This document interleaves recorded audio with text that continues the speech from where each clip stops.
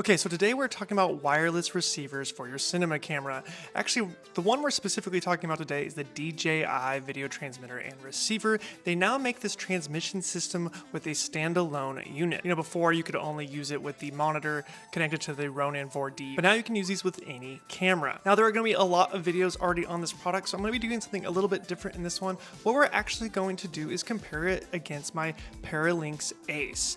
Now the Paralinx Ace is a brand that's really just just a different brand name for the TERADEK Ace. They're using the exact same tech from my understanding inside the unit. It's just a different brand from back in the day. My unit's a little bit older, but that's why I think this is gonna be a good comparison. Now, I think these new transmissions are really trying to compete with the modern TERADEK systems. These do only receive a 1080p 60 signal, but they have a ton of extra features that a lot of other wireless units do not have. Specifically being, you can connect it to the transmission monitor, which gives you control over your camera. You can actually plug in a LiDAR system and get autofocus to your manual focus lenses, and it'll run the focus motor and the LiDAR system all through the monitor or from an RS3 Pro. Now, I have all that stuff in for review as well, but for some reason I have updated all the firmware, I've done everything correctly, and my LiDAR system is not connecting, so maybe I'm doing something wrong, or maybe something is just not working with my test unit. I'm not sure yet, but I'm not really concerned about that right now, and because in this video we're really going to be talking about the wireless units,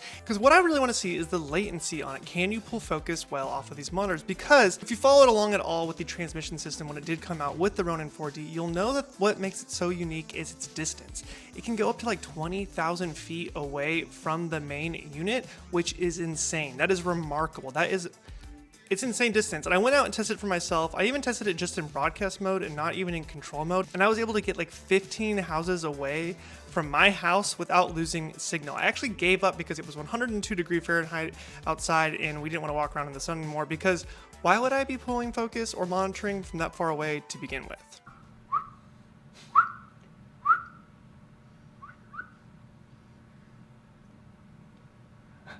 I keep trying to focus with this. You're rolling the wheel? Yeah. Nice. Okay, that's a good one. So there's a little bit of latency. It's pretty good. Not too bad. Oh look, emerging, which means it's not good. Looking nice, looking nice. All right, here we go. All right. Outside test. I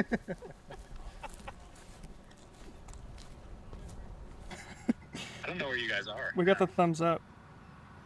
Thumbs up. Okay, so we're definitely like 5-6 houses away. Now we're gonna keep going. I guess I'll work backwards as if like I was an AC pointing at the house. Still going. Okay, we're like definitely getting at our limits here. Nope, looks crispy. This is nuts. Should we keep going? Keep going. If it says the range is what, almost 3 miles? Over 3 miles. I will say I'm not gonna walk 3 miles today. That's a good point. And 8, 9, 10. We're like 13 or 14 houses away.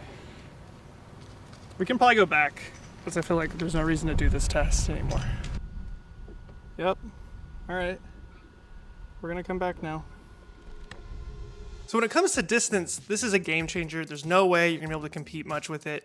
I know TERADEK does have some long distance versions themselves, and you have to use like a satellite to make it work, and I still don't think it's gonna go as far, and those units are super expensive. Actually, if you want to get this receiver and transmitter combo, it's only about $2,500. And if you already have the old monitor, I think it's about $16.99 just to get another standalone transmitter. So from a price point, we are edging closer to the TERADEK prices, but most TERADEK systems, they're going to be the new 4K SDI systems.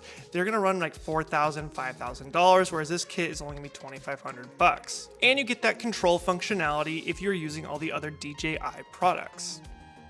Okay, so that's all great. It can go super far. It's supposed to have fairly low latency, but this is where it gets tricky. So why do people use TERADEK over something like a DJI system?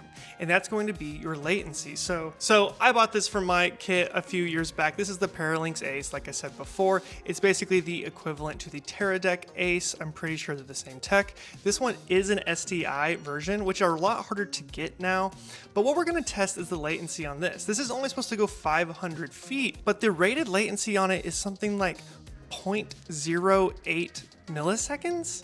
Something like that. Essentially zero latency when pulling focus. Now this isn't gonna be quite as reliable as a transmission system. The transmission system is gonna bounce around more frequencies, it's gonna have that longer range, it's gonna be able to do more with that newer tech, whereas this is kind of old tech. Let's see how the latency actually compares to this and how, what is the trade-off for getting all the features that you get with the new transmission system. Okay, but before we move on, I do wanna talk about this video's sponsor, which is Squarespace. Squarespace is an all-in-one platform to present your work online. You can start with one of their best-in-class templates, or using Squarespace's next-generation web design system Fluid Engine, you can customize every detail with the reimagined drag-and-drop technology for desktop or mobile. Or maybe you want to start an online store to sell your photography or other products. Squarespace has all the built-in functionality to get one of those up and running quickly, and I've actually been using Squarespace to run my online stores for almost a decade now. And of course, if you're like me, you're probably looking to build a portfolio, which Squarespace has a ton of features for that very thing. You can even create private galleries for client work using these tools. So if you're looking for a home for your work, well, you can just do that with Squarespace. Click the link in the description to get 10% off, and I want to thank Squarespace for sponsoring this video.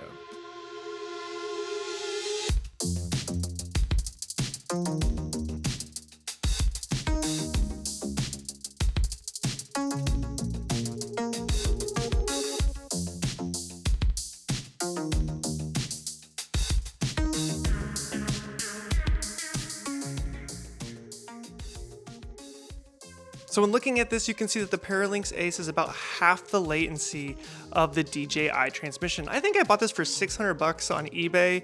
The whole kit, it came with all the power cables and everything, like 600 bucks on eBay a couple years ago because it's used. And they're about, I think if you get the TERADEK branded one now and you can find an STI one, they're about $1,500 for the kit. So you're gonna save $1,000 if you want the least latency possible, but remember, you're not gonna have the same reliability necessarily. I use this on set religiously. It does have issues every once in a while. I can be in my house and be on one end and go to the other end without much issues, but sometimes if you go between too many plaster walls or something like that, you will lose signal on this. But when you are in the same room pulling focus for an AC or something like that, which you're probably normally gonna be doing, this is gonna have basically no latency, and it's going to be the one if that's the thing that you care about, or any other TERADEK branded thing for that matter. And you can see during these tests when I took the DJI transmission outside, we walked down the block. If the transmission is inside a house, it dramatically kills the range on it. So it's the line of sight range that will get you that 20,000 feet. That's amazing, but that's a line of sight. So if you're like outside on a football field or something like that, or I'm gonna try to maybe use it when I shoot my car film, I'm gonna be like on a racetrack, maybe I'll be able to get a pretty good range to monitor that way. But if you do put the transmission inside of a car or inside of a house, you are going to dramatically decrease that range. Okay, so we're in a car.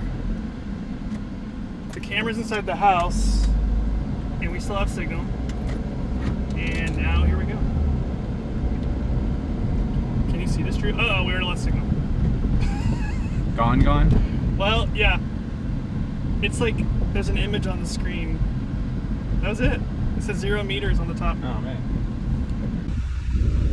For posterity here, I drove down the street about double the length that I went before, and we still have a little bit of signal here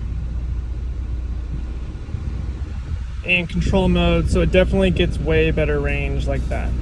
I was actually only able to make it like a couple houses away. Even in its highest range mode, which is the control mode, you won't be able to broadcast to as many receivers when you use the control mode, but you can get a farther range on it. And when I did that, I was still only able to get like one house away if the camera and the unit was inside a house or inside of a car or something like that. So it really comes down to what you are prioritizing when it comes to your wireless system. What do you need? A lot of other units have the ability to hook up to iPad, have a lot of client monitoring that way, which neither one of these systems do that. You have to have the DJI specific systems to make this work, but it is pretty great now that you are able to get this transmission range and be able to put it on any camera. That was something we've been asking for over a year now.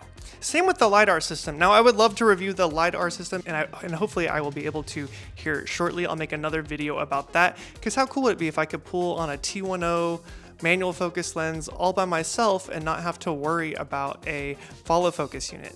That would be pretty neat, especially when solo operating and stuff like that. In order to make that work, you have to have this new little hub that connects everything together. It's like an external hub that you put on your camera, but we'll talk about that in another video if I do end up getting to review that unit. Now, all that being said, you can also get a small HD TERADEK wireless monitoring unit together if you would rather use the TERADEK system, but the DJI control monitor, the transmission monitor, is so awesome. It is an amazing high bright screen.